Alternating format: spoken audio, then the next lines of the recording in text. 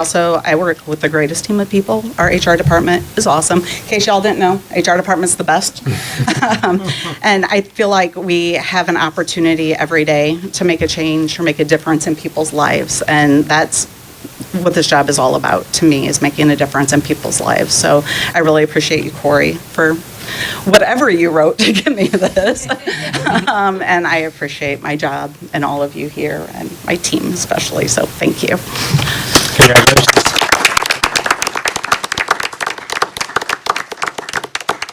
Congratulations. A lot of hard work, and it shows often. So, good job. And in addition to that, she also helps retirees with all their paperwork and stuff. So I appreciated that very much so. Gotta make a difference. There you go. And Thanks. she can answer any question you have. Oh, exactly. Anything, she knows everything. With the lottery numbers. All right, moving on to 4, comments and questions from the floor. 4.01, representatives of the Mishawaka Parent Group. 4.02, representatives of school employees. 4.03, representatives of the Mishawaka Education Foundation. Wow. Okay. 4.04, general public, and we have Jason Ruse. You may go to the podium. State your name and your address, please, and your affiliation for being here. Yes, ma'am. My name is Jason Roos. I live at 4219 Cassell Avenue in Mishawaka over by Twin Branch School, and I'm here on behalf of my children at Twin Branch. I just was curious if there could be some, I don't know who to address exactly, but who possibly could elaborate on decisions made with regard to student numbers in classrooms, split grade classes, personnel matters, I would assume, would be under your purview, but personnel as far as replacements of, like, say, a retiring teacher and who comes in and how those things get. I know it's a lot packed in. I only get 3 minutes, so. But these are the kinds of questions that I have. I'm just curious about a little bit of elaboration and clarity on how those decisions might be made, particularly at Twin Branch, but certainly system-wide. So you would like to know how we chose a new principal for that? No, not the principal exactly. No, I was curious more along the lines of Mr. Hickman retired last year, our gym teacher, and this year I was made aware that we have a program assistant who has replaced him, a teacher of, I would guess, close to 40 years. I had him as a teacher myself, so it just seems, at least on the outset and just at first glance, it seems like a bit of a degradation of the quality of education with regard to a teacher with that much wisdom and experience, placing a program assistant who could be me and no, that's not knocking program assistants, but just that I don't have a teaching degree, nor do I have that kind of experience. So I just wonder about that decision being made and how that person was chosen. And then just general information as to how maybe decisions are made with regard to a 5-6 class as opposed to, 2 6th grade teachers, for example, or things along those lines, and the number of kids in the classes accordingly. So, Okay. I'm happy to stick around or sit down or whatever you would like So for me to if do you for would do me a favor, Sure. leave your phone number, Mhm. okay, so that you can be called, and we will have either Corey or someone will contact you and have a further discussion with you. Okay. If that's okay. Yeah, that would work. Sure. All right, perfect. All right. Thank you. Pass that all the way down, and you can pick that back up. Will you give that to Heidi? Okay. Moving on to the consent agenda. 5.01, approval of the minutes of the July 10, 2024 meeting. It is recommended that the minutes for the July 10, 2024 board meeting be approved as presented. 5.02, approval of bill warrants and payroll. It is recommended that the board approve bill warrants and payroll in the amount of $13,534,705.01 from the appropriate funds. 5.03, approval of the May 2024 financial report. Mrs. Dutoy has some information she'd like to expand on that. Yes, I did provide you with April and May's financial reports, but I'm just going to review the end of the quarter, which would be June 30th, and also the end of the fiscal year. So for the education fund, we ended the year with, or the 6 months with $10,285,933. and it didn't calculate right on that spreadsheet. I realize we have spent 49.51 of the allocated budget, not 6.95. So we're a little under 50%, so we're on track to finish out the year with a good balance. And I know previously I broke it down a little bit different this time on the next page. I know when I would put the graphs on the same page, it was very hard to read on the screen. So for somebody who wants a visual look, this is just a breakdown of those numbers on a graph, if that makes more sense instead of trying to read all the numbers. And then we go to the referendum operating. At the end of June, it had $2,476,567 balance. So we've only used 36.64% of that, but with us coming back into school and picking up the SROs and everything full-time out of there, that will go down a little bit faster. And the next is just a graph of that fund. It shows where the money's being allocated and spent. For the debt service, it ended at $2,961,023. It will not have anything else spent out of there until the end of December when those payments are made for the end of the year, but it only so far used 25.4%. And the next is just once again a graph of that fund. The referendum capital debt, it has $206,944, but it will get a deposit in December to help pay out the December payment for that debt. But hopefully, we've noticed since we've been collecting a little bit more and it's not had the circuit breaker effect, we actually have a little bit more money, so I'm trying to use some of that for some other capital expenditures, like the new vans and the truck that we're purchasing for operations. So it's not having to come out of the operations fund, we're actually purchasing them out of there. So we can use that money for that. And moving on, that next is just a graph of that fund. Then we move to operations. The high point is, we ended in the black of $33,920. We've spent a little under 50% of what has been appropriated. So Mr. Misk and I are working on watching that closely and finding some areas to save. So we're working on making sure that we stay within our budget on that fund. Then, for the next fund, rainy day. In July, it will get paid back the $700,000 that we did transfer in May to bring the ops back into the black. So it will actually go up closer to $3 million once it gets the $700,000 and its monthly interest that it is earning. So it's slowly growing. School lunch is having a healthy balance of $1,728,318. But Mrs. Cup has plans for that, so I'm not allowed to touch it. And then curriculum materials, it's at $975,194. It will slowly go down until we get our allocation from the state in December. I'm projecting that I'll transfer $1,100,000 into the ed fund as of January 1, as this fund will no longer exist as of then. And self-insurance is healthy at $1,342,606 at the end of June. So we will hopefully try to keep that way above, not let it drain down too much, but we're working with Gibson on saving money where we can. And historically, when you look at the historical part, as from last June, we are actually up some, so a little over $2 million, so we did gain a little bit over the year. Well, we landed in the black twice, so I guess we're in good shape. Believe me, I'd like it to be more.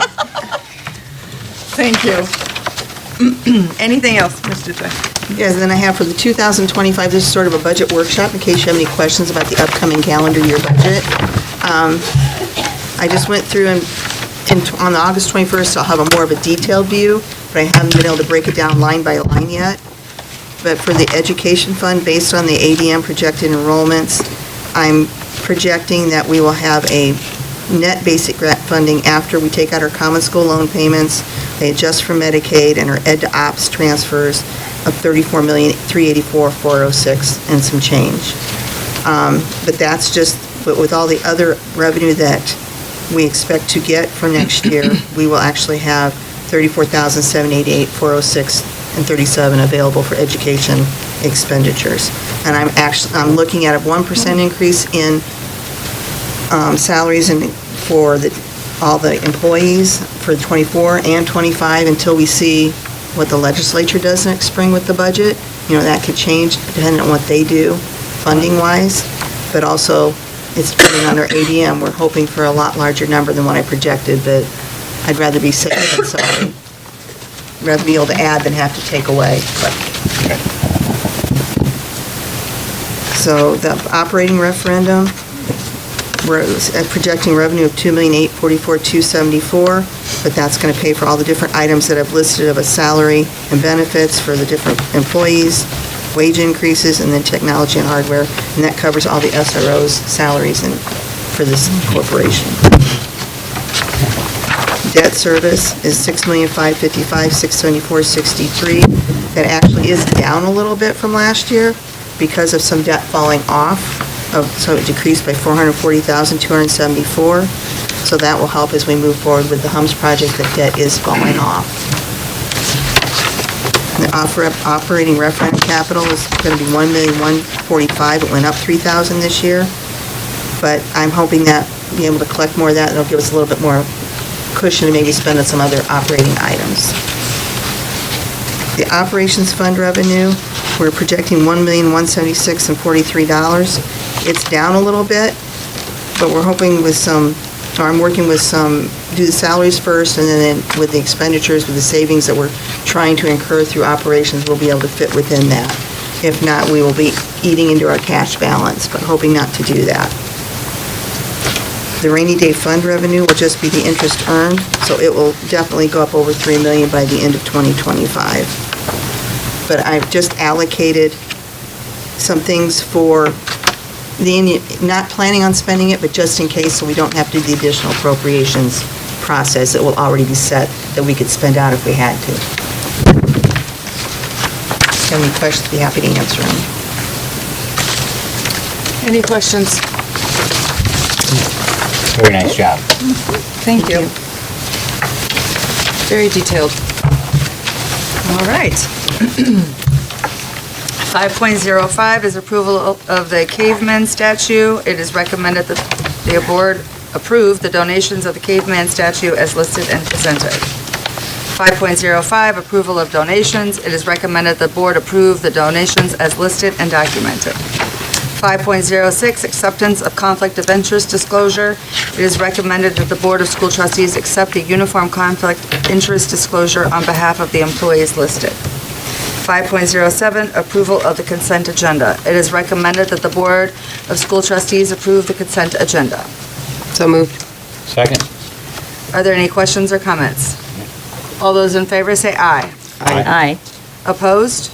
Motion carries. Thank you. 6 is reports and discussion items. 6.01, Mishawaka High School 100-year celebration. Mrs. Mann, Mr. Hubbard.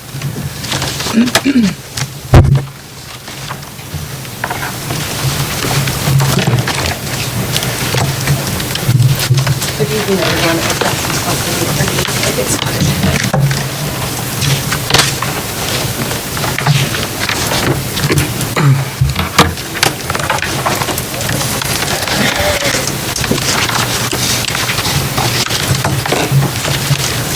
Thank you. Feels like it's a house somehow. That's how we do it.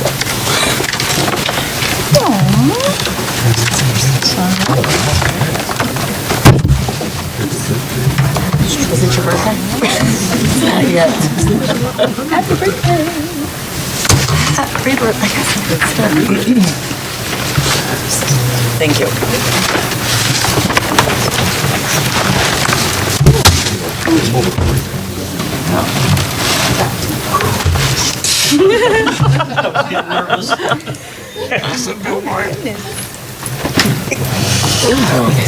I did. All right, well, good evening, school board, Dr. Stevens. Happy birthday. Mishawaka High School is 100 years old, and Mishawaka High School brings you a birthday gift. Tonight, we're here to talk to you about the information about what we're doing this year to celebrate the 100th and some fundraising things that we hope to do this year, in addition to some additions to the building, some kind of jazzing things up that I want to show you what the hallways are going to look like when the kids come on the first day of school. So what you're looking at, these two slides, let's see, who has the clicker? Is it me or you? Am I going backwards or forwards? Matt, will you go back to the beginning? Thanks. Just hold it up to be real obvious, so I know. Okay, so last year, in anticipation of our 100th celebration, we had a logo design contest that our students designed logos, and we have two winners. We had difficulty choosing. So this is the MHS 100 logo that athletics will use. It will lend itself to certain types of images, logos, etc. And then, am I doing this or are you? I am, so just like, Okay. Okay, and then this one, since we're celebrating the building, obviously, this has the clock tower on it, but it doesn't lend itself as well to certain things because of the detail. But both of these were done by senior students last year, class of 2024. And this one in particular, when we silk screen it, I think it's 7 screens to get all of that color on there, but it's so beautiful that we had to go with that as well. So if you go to the next slide. So last year we convened a committee of a number of different stakeholders in the community, at school, alums, people from other current teachers who graduated from other high schools to bring in some other ideas. Largely people in the building who are involved in the arts, but then also, is Amy Foley on that list? Amy should be on that list too. And Pete DeKeever was one of our community members who always holds us accountable for all of our dates and details. We have been meeting fairly regularly, about monthly, since January of '24 to plan this. And Van Gates is our honorary chairperson because he is 100 this year, so he is our official senior. Okay, next. So our goals were twofold. We wanted to celebrate, obviously, the birthday, but we also wanted to take advantage of the occasion to do something for the building. And we deliberated long and hard about this and decided to raise money for the physical building because a need that we saw, and also other financial supports are always aimed at classrooms and students. So this was an opportunity to say it is the building's birthday, and so there are some things that we might be able to do for this building that we love so much. So that said, we'll go on. So our planning committee also had a huge list of things that we wanted to do, and we discussed and deliberated, and also thought about the work that would go into these things, what was feasible. So I put together a list of the celebrations that we're going to have at the high school, and I want to be clear that we're not the MHS 100 committee. You know, the celebration of the 100th birthday involves a lot of different people. So like the MEF gala, like we're not like branding that as our committee doing the work, or the caveman statue. The MPG did so much work into that, but there are a number of things that we're doing for the whole year that really come together and say, man, it is a ton of work to do any of these events, and look at what we can do together. So I put them in chronological order, starting with the first day of school. We're gonna have a ribbon cutting on the first day of school. Representative Devon will be there, the mayor will be there. Hopefully all of you can be there, Dr. Stevens will be there. We're gonna dismiss a little bit early and have a pep rally and ribbon cutting out front. It's kind of tough to do that at the morning on the first day of school because the freshmen don't know what they're getting into, but by the end of the day, we figured they could find their way outside and celebrate with us by the clock tower. Then on Saturday, we've got the caveman statue dedication happening, and over the course of the fall semester, there are a number of things that will be coming up. As we have those dates firmed up, we'll be communicating them out. We'll be using Facebook mostly for that. I do want you to note that the MEF celebration is on the Saturday of the fall play, so the fall play will be at 2 o'clock on Saturday and Sunday so that people can do both of those things. And then if you go to the next slide, the basketball game kicks off our second semester events. The 100th day of school, which I just adore that elementary schools do that, we'll be doing that on January 27th, which is a Monday, which hopefully they won't forget to dress up. I'm looking for volunteers to help me for trivia night, Dave Weber. I'd like to do 100 questions for 100 years, 10 rounds of trivia.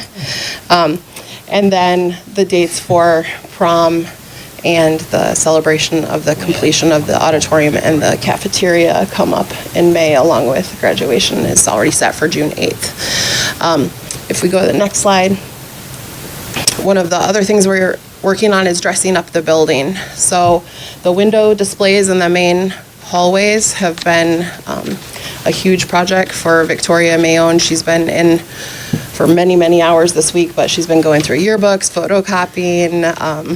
She's photocopied the cover of yearbooks. We've got all kinds of stuff. You can see that she took the hats from the band uniforms from many years past. We have some records from the a cappella group in the 60s, all of that kind of stuff, so that when the kids come on the first day of school, the whole main hallway is going to be celebrating that birthday.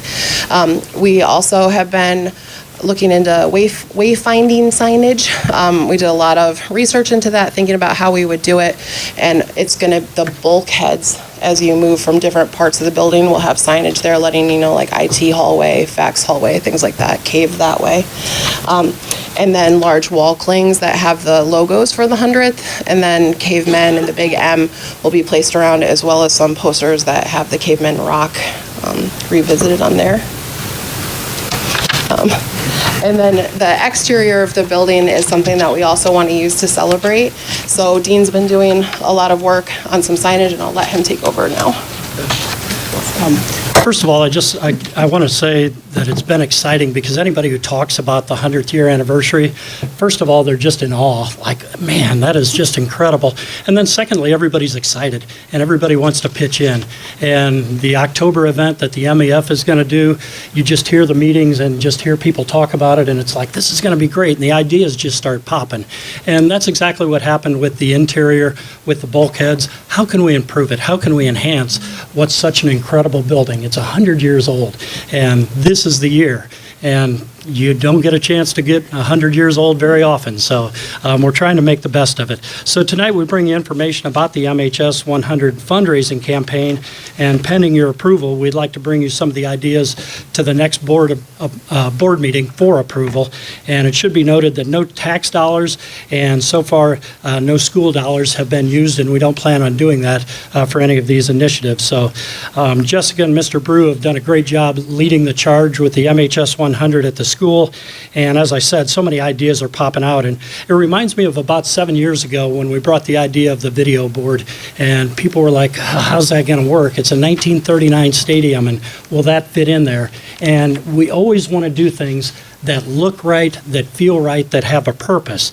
And when I was asked to serve on the MHS committee for the 100, there were 13 other people, and what was talked about is how can that money make a difference? And again, ideas were coming out, how many different things we could do. We thought about a steel stadium sign on the back. The back of the facility is pretty bland. A record board in the cave. I had this dream that, gosh, if we won the basketball game, that would be our 895th win, and you could go and put that sign up there. We talked about that. Directional signs. Coming off State Street, it might be cool to have like West Gym, Steel Stadium that way for people to figure out where to go. Maybe a sign on the back of the press box. Some people might remember that it used to say Tupper Field, home of the fighting cavemen. And we thought about that, but where's our money going to be best spent? We've already talked a little bit about interior signage. I've always had the dream of just like the State Theater, where it says the cave on the outside. Then you looked at the price of that, and it's like, okay, well, that would pretty much wipe out any budget that we ever thought of. But I think it would be cool. When people come to the oldest active gym in the state, they would be able to see something like that. So all of those would have to wait, because what we decided on and what we settled on was that people don't know where things are at the high school when they look at it. And when you look at Mishawaka High School, what's the first thing that you think of? And you think of the high school where it says Mishawaka High School in gold letters. And it's just an iconic look. So many people talk about that. You hear people talk about when they drive by, they just get chills because it's such a cool place. And so when people come from out of town for the Al Smith Invitational, maybe the people that are coming in for the first time to the high school, Where's the gym? Where's the auditorium? Where are those things? It's a big place. It spans a city block, so where are those places? So it was important to keep the integrity of the building while accomplishing this, and everybody loves our school, so we don't want to screw it up.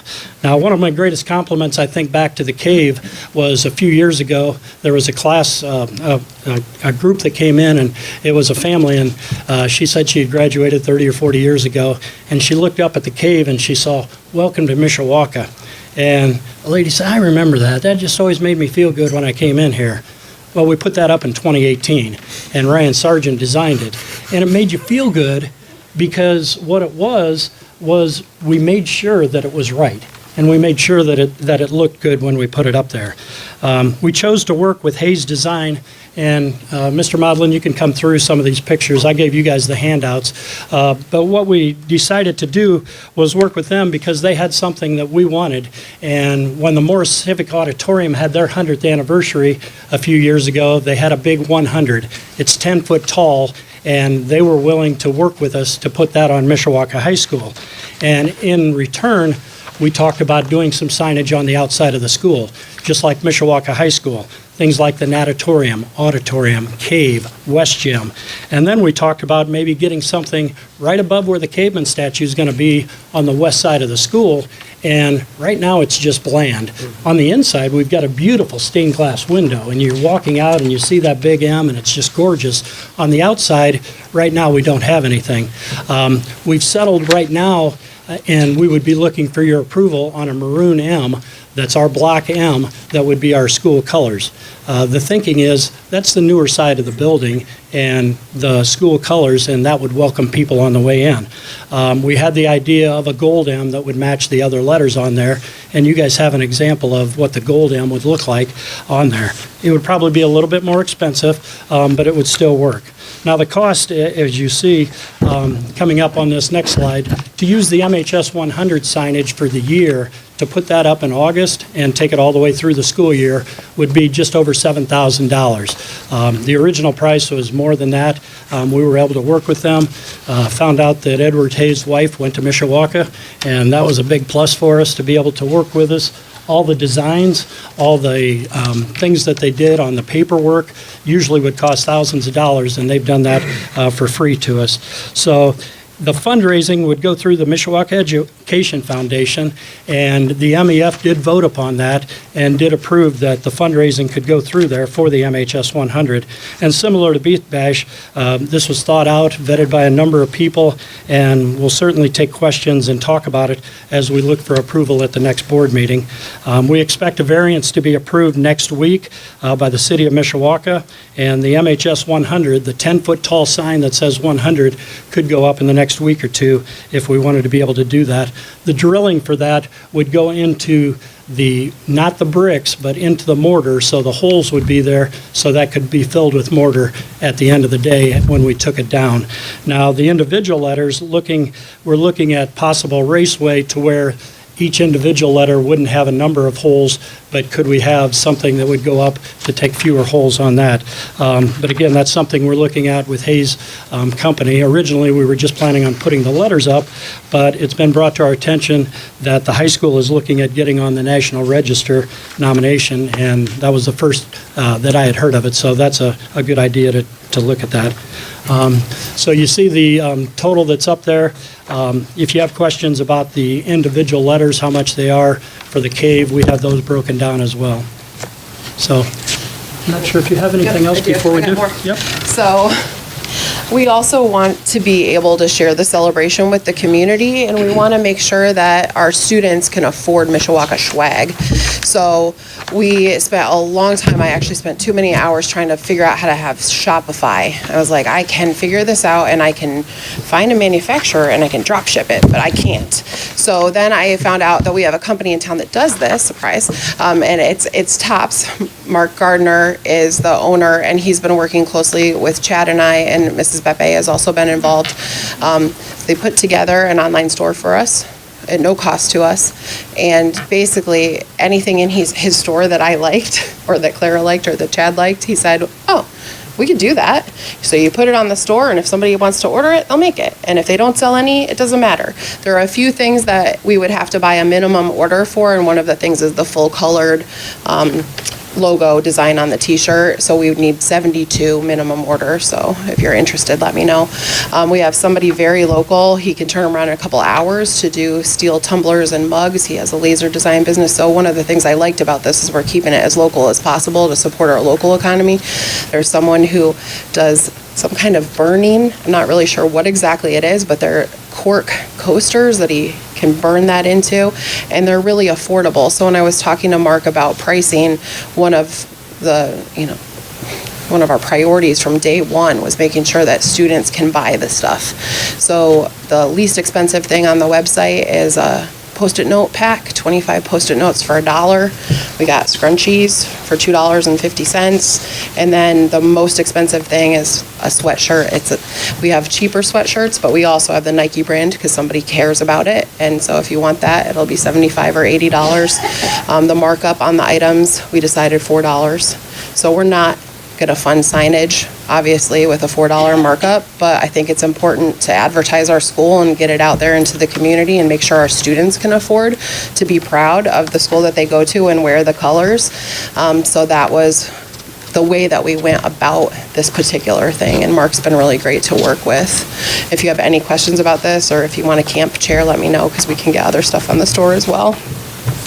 And then I think we might have Price points again? one more slide. Yep. Yeah. And we passed out a flyer that we have, a brochure that has some of the price points. And it should be noted that I've been working on a number of different initiatives as Director of Development, and one of those was the MEF golf outing in July. We hit hard, did a great job fundraising with that. Right now, we're in the middle of raising money for the video board for athletics and fine arts, and we're going full speed ahead with that.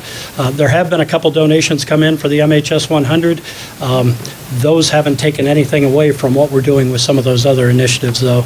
And so once we get into the school year, if people see the 100 on the side of the school, we have a birthday celebration on the first day of school. I think alums and community members would be able to jump on board and just want to say happy birthday, say thank you, say what we're doing for the high school is going to make it better and improve it. And then maybe 10 or 20 years down the road, somebody will say, yeah, I remember those letters being up there when I was in high school. And I just also want to add in, if you go back to the last slide, the QR code there goes to the store, and the heading on this slide is a link to the website. So I know when you put the board minutes online and everything, it's already live. And it's going to be improved over the next couple of days and be completely finished, I think, by next Monday. So we're going to start getting this out to our families ASAP. Okay. Thank you. Thank you. Are there any questions or comments? Maybe you guys should stay up there for a second. So this is a big deal, obviously, right? Yeah. Anytime you're going to change something that happens on the outside of the high school, or the inside of the high school for that matter. So I appreciate that you're going to come back and we're going to have this as a board vote. This 100 is going on the backside of the west gym. Where is this going? Where is this going? It'll be on the front of the school, near where the cafeteria, where the ramp is. Okay. And so kind of near the athletic office. Okay. And is that big? It's 10 foot tall. It's 10 feet. Yeah. Yeah, we discussed maybe having it out in front of the school. Yeah. And they could have put a prop on it, but then it would be down low. We would take a chance on vandalism. This would be mounted on the school. We found that it would be much safer. Also for pictures, it was talked about, boy, do you want to spoil the front of the high school? It's the 100th year. Do we want to put something that blocks the school? And so this would actually be beside where the front of the iconic look is. And then people, you saw how many people at graduation love to take pictures in front of the high school. And so Hayes Design could put it over there. It would probably cost a little bit more, but not much more. But just for safety and design. And then if we get 2 foot of snow, I'm not asking for it, but if we do, then this would be elevated and the 100 would still be shown. So this would go in before school starts and come out after commencement? Yes, yeah, Okay. yeah. Now, board approval would be the 21st, so it can go in before school starts, and we would like that. It would be great to have it there for the first day of school, to have it up there. But if we have it up after the 22nd, they're willing to put it up at that time. We have a big football game on August 30th, and it would be awesome to have it there at that time, too, so. Okay. And I think that one's, excuse me, President Parks, I think that one's a little bit different because it's not permanent. Correct. That's a temporary sign, and the variance should be completed here in the next couple days. So that may be a different issue for you guys to vote on. And I or think for that it is a approval. separate thing. I think it the is. 100 ribbon, and that is a separate item from naming the wings of the high school and making a permanent structure. So I would say that we could probably have a discussion and move forward on the 100. On the 100. Right away, right? So that it is there for the high school to start. The permanent naming of our wings, I think, is the discussion where we need to have about permanent fixtures, right? So, but the 100, I would say that we're probably all on the same page that that is not permanent to us, and it is a celebration. So I don't know that that would be an issue. And we have worked with the operations department every step of the way, so Mr. Miskin understands and knows. Are we gonna have to what we're pay doing. for masonry work to fix the holes that we're putting in? No. Okay. Hayes Design is going to take care of that. Okay. All right. And I have one question about the maroon M. So this is just a solid M, or is this a light? Is it is it lit? What is backlit? this? It has backlit, yeah. It is backlit. Yeah. And the gold M would not be backlit, is that correct? I'm sorry? The gold M would not be, the gold M would be like the No, it rest of the wouldn't. lettering, correct? Yeah, It which there would be, and there's going to be light out there if you drive Right, by the right, right, school right. at night, and especially with the caveman statue, it would show up. This would just be internal illumination. So I think there's another school nearby that has one that looks very plastic and looks big. I don't think it fits in, and that's not what we're Is it gold after and at all. black? Yeah. And it fits for that school. It fits for that school because it's a newer school. I've seen it. For our school, it's an older school. But you're and so- correct, it would not look right on our Right. brick building, so. Plastic on that building. Okay. Well, I appreciate, any other questions? I guess, is our designation now? Are we allowed to do outside like that? Are we allowed to put up, do we know? Have you checked with the? Yeah, you have to have a variance. We paid $100 to already get that process started. Our school attorney has been working with the city on that, and it's, I'll let you We're know covered. how big the sign can be, because you'll be surprised. Any questions from you? Jill?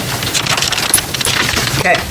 So, No, not, go ahead. no, I would just, the placement of the gold M, so it's placed a little bit higher, so it doesn't, it's not as effective as, Yeah. right, as the maroon M. So I don't know if that was intentional, or if they could bring it down so we could see how it would look if it was centered like the maroon M. I can certainly give you 3 or 4 different renderings. Well, I think the reason not they very did that appealing is right now, because but- look at the way the bricks are, Yeah. because you have that inlay white brick. that Right, can I be see hidden. that, yeah. So it would have to be a pretty big M with a very thick center to cover that up, I think is what you're looking And at. it's very subtle. The gold M is very subtle and simple, and the maroon M is a billboard, right? It pops.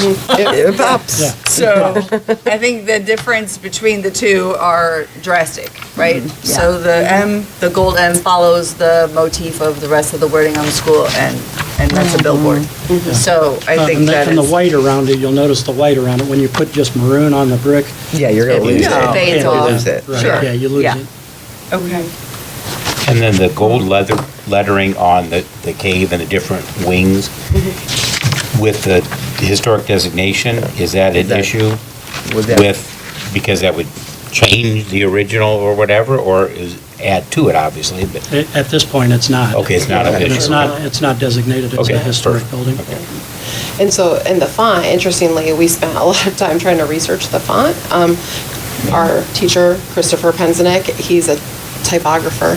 And so he went through font after font after font trying to find the exact same font, and I know the architect's office did as well. They looked through their files to try to find it. So we matched it as closely as we could, but no one knew the name of it to find it. So we actually, I know Chris spent hours looking.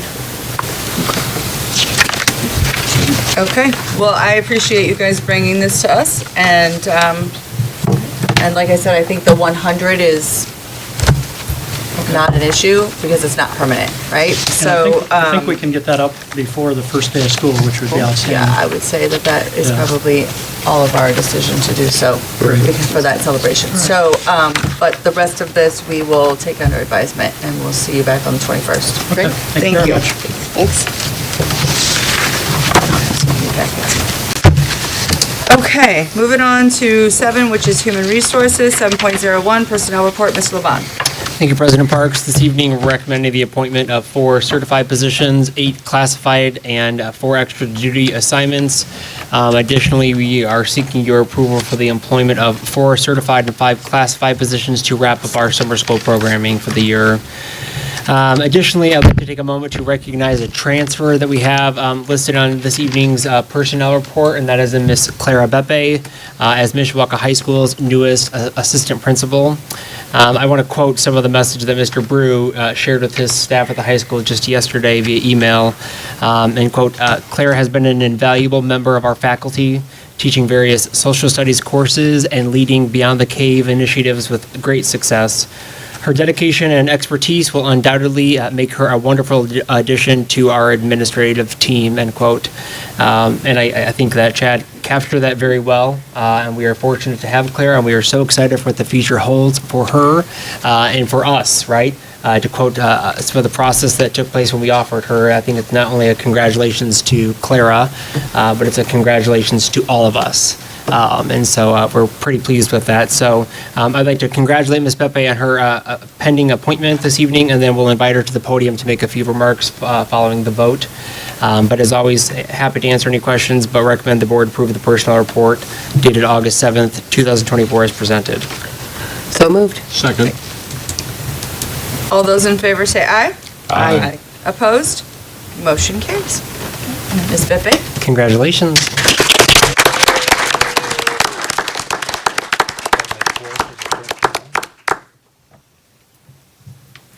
Thank you for the opportunity to be able to briefly express my gratitude. Similar to Jenny, public speaking is not one of my favorite things, and my parents can attest to that. If you ask me to sing, however, it's a little different. That's something I'm more comfortable doing. But I'm very honored. I'm grateful to God for blessing me with gifts and talents that I've been able to serve in the field of education, and I'm looking forward to grow. And I'm very appreciative of my family, my friends, and those that have supported me in this journey. And if I start listing people by name, we're going to be here all night. So I'm not going to do that, but I do want to give a special shout out to the MHS administrative team, and more specifically, Shelley Yoder, Department Chair of Social Studies, and Jessica Mann, my mentor throughout my Ed Leadership program. I really would not have been able to accomplish this without their help, as well as your support. And I'm so excited and looking forward to this journey, and go Cavemen.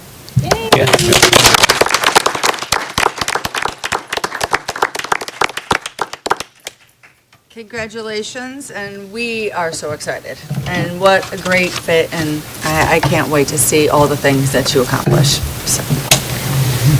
7.02, approval of employment with individual employee. Ms. Levon.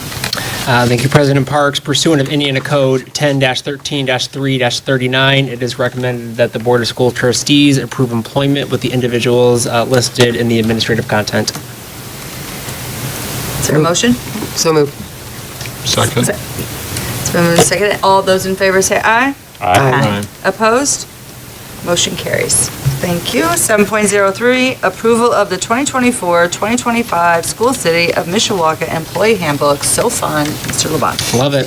The HR department has worked alongside several key department leaders and work groups to make some exciting and necessary updates to our employee handbook. Some of just a couple of those modifications have included increased paid parental leave for all of our employees. We increased that by a week. And then updated parameters for unpaid leave, among some other kind of general minor language changes as well. I do want to make a note that employee pay rates, as they are listed in the appendices B and C, remain unchanged right now. We will come back and ask for your consideration and eventual approval as well at one of the October-November meetings following negotiations to increase those pay rates for the 25 calendar year as well. So again, happy to answer any questions, but if not, it's recommended the Board of School Trustees approve the 24-25 handbook as presented. So moved. Second. Second. It's been moved and seconded. Are there any questions or comments? Just that you've done a very wonderful job. I've seen it. 34 pages this year? A little longer, Something like yeah. that, Yeah, thank you. All those in favor say aye. Aye. Opposed? Motion carries. Thank you, Corey. Nicely done. 7.04, approval of the 2024-25 Teacher Appreciation Grant, TAG policy. Mr. Labange. Thank you, President Parks. The IDOE requires the annual readoption of policy 3220.01, the Teacher Appreciation Grant, by September 15th of each year. As such, it's recommended the board readopt policy number 3220.01 for the 24-25 school year and to waive the requirement for the second reading. So moved. Second. It's been moved and seconded. All those in favor say aye. Aye. Opposed? Motion carries. Thank you. Thank you. 8, Curriculum, Instruction, and Technology, 8.01, John Young Middle School Science Adoption, Dr. Stockstill and Cassidy Richards.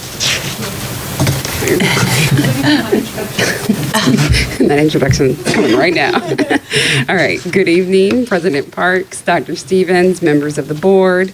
Pursuant to Indiana Code, the Indiana Department of Education conducted a curriculum review process to evaluate, approve, and publish a list to assist schools in identifying high-quality STEM science curriculum materials.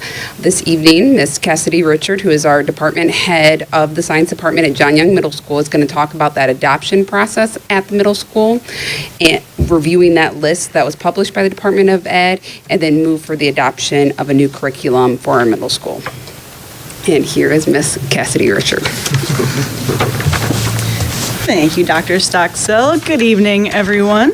I'm here to present for the adoption of the curriculum materials for 7th and 8th grade science courses. So as you know, Indiana recently updated standards for a number of subjects, including science.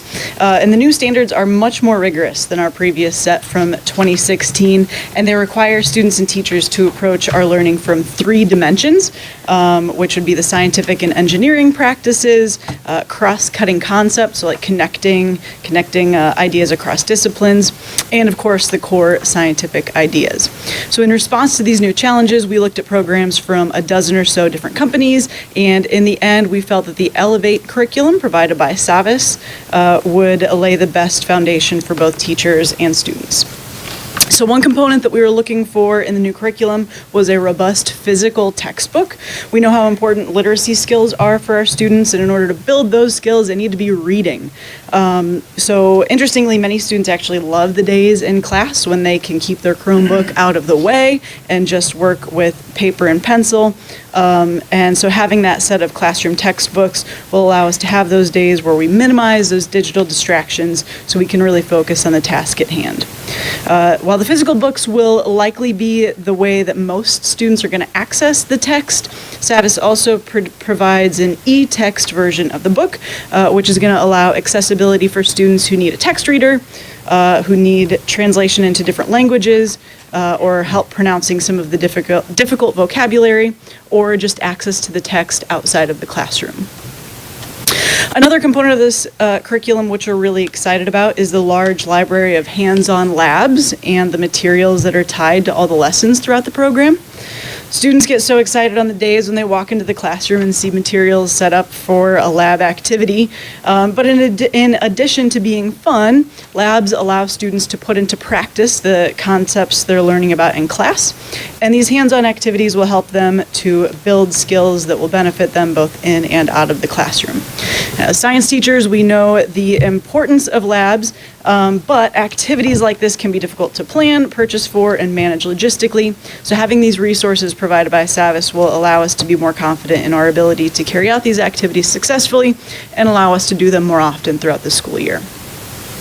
The last component of the program I want to talk about is not so exciting for students, but it is really important as we strive to provide this is a tongue twister. I don't know how you say this so often. Data-driven instruction. The SAVIS Elevate program provides a variety of ways for us to assess student learning. So each lesson has a short quiz that we can use as a formative assessment, and then multiple lessons make up a unit, so each unit then also has a bank of test questions available, which we would build our common assessments from.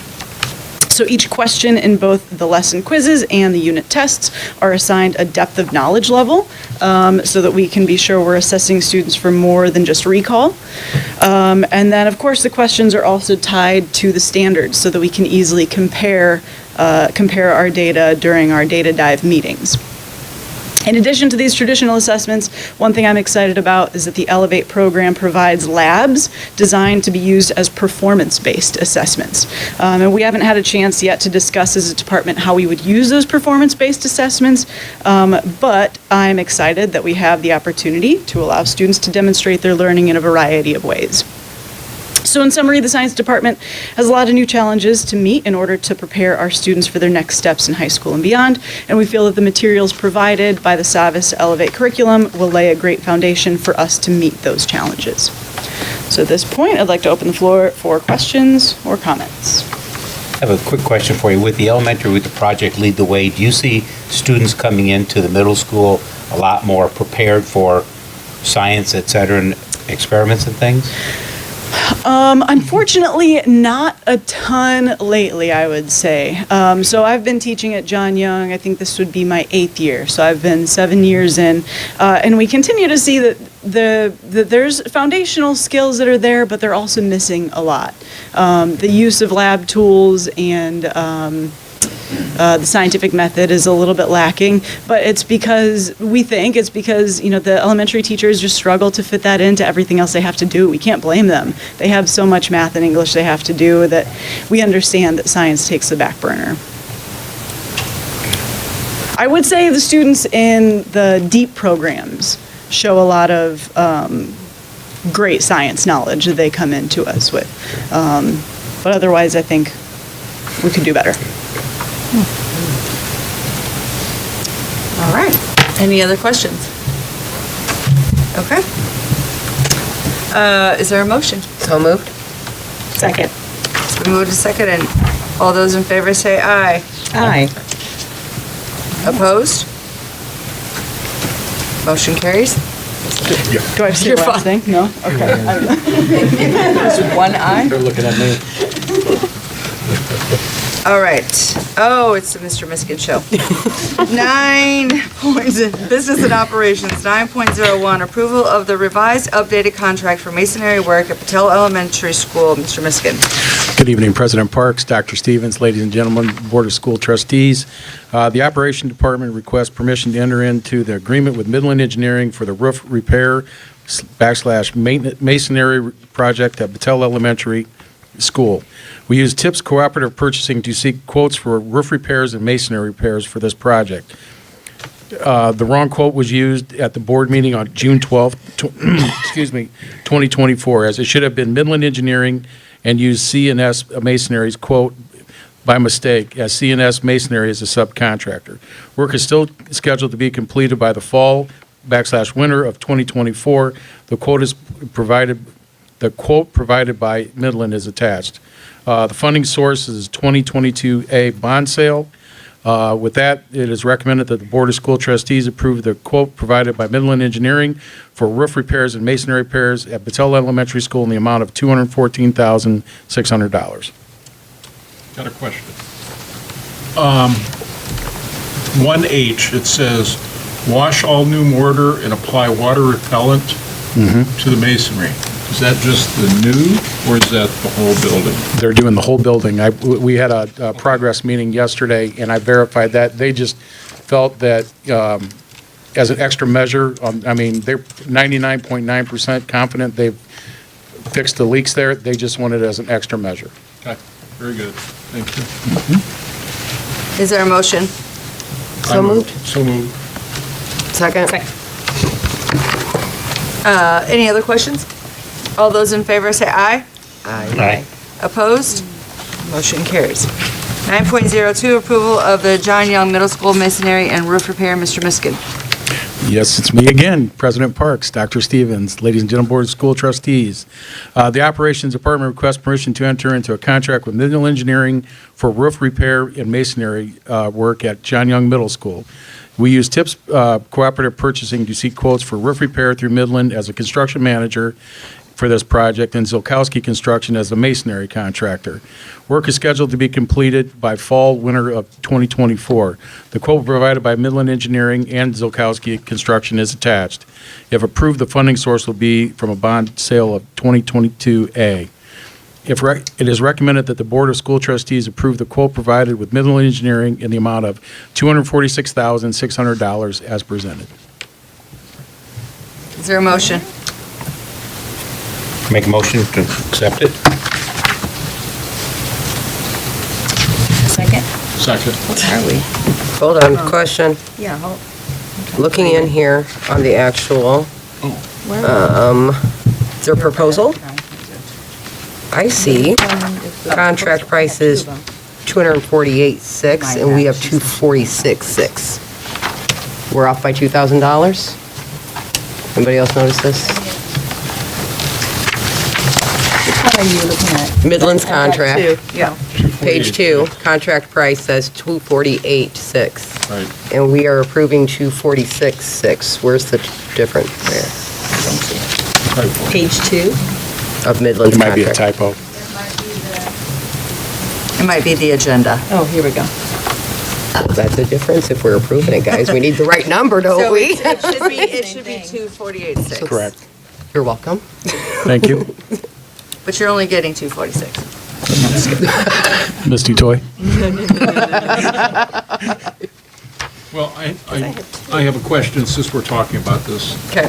Warranty period For the roof? Yep, so at John Young, if you look at the roof sections that I didn't make a color copy, I gave you a black and white. They're but separated by sections. yeah, so those will have new roof sections, because with the 20-year warranty, if we just did a repair, there's no warranty. So we spent a little extra money since we were within the budget to make it so nobody would have to worry about those two sections for 20 years. They'd still be under warranty. And this should take care of the problems, we hope. 90% sure. Because the masonry, I'm trying to get my bearings, when you're on the north side of the building, all that masonry leaks down that wall by the gym. That'll take care of that. And the seams are bad. When we walked the roof with Forum Architects, Right. that was a recommendation. Those two roofs had the most work orders. Then as you progress and then as funds become available, depending, right? Then there's two back sections as you're heading west on that building that need the next by like the 600 hall, 700 hall, back there where the trees are really, the canopy's going over the roof. So that's the next two sections that need to be Should we placed. be doing something with the trees? We have been. We do selective, within the budget, what it'll support, and then I've been working with Misty Toy, and we trim trees, we remove so they don't hang, and then our guys go up there and, get the leaves in the fall, but they're supposed to be checking it monthly, so. Okay. Okay. So we need to, it's 248,600. Yep. Okay. Thank you for catching that, Melissa. You're welcome. You're welcome, Steve. Thank you.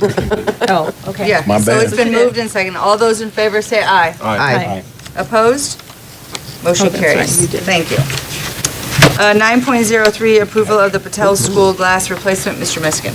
Okay, I'm not sure what happened to my board agenda item here, because it's a little less than what I typed, so it's not blaming anybody, I'm just, it's recommended that the Board of School Trustees approve the Patel Elementary School glass replacement with Tri-Valley Incorporated. I'm sorry, I don't have the rest of that. I don't know what happened. So we're replacing glass, Yes. obviously. These are all the windows that. These are the Windows. Yes. Yep, everything at Patel. Okay. Do you want this so you can? Move for approval. Well, wait a minute. No. What- So the, That we're gonna, so it's the base bid was 38,900. The alternate was, I looked through my phone real quick, was 41,300. So for a total of $72,200. Okay. They get all new windows. Okay. Double pane. The aluminum frames are still good. It's just the window seals are busted or broken, so. okay, so 72. Okay. 72,200. Okay. And will those windows be able to be opened? Yes, sir. And then eventually, we'll add the window film, and they will be just like every other school. It'll be, window film will be on it, and Okay. Move for approval. Second. Second. Are there any questions or comments? All those in favor say aye. Aye. Aye. Opposed? Motion carries. Thank you, Mr. thank you. 9.04, approval of the community eligibility provision. Ms. Linda Cup. Thank you, President Parks, Dr. Stevens, and members of the board. I'm so pleased that School City was approved to take part in the community eligibility provision in partnership with the IDOE and the USDA. This will allow us to offer breakfast and lunch at no cost to all the students.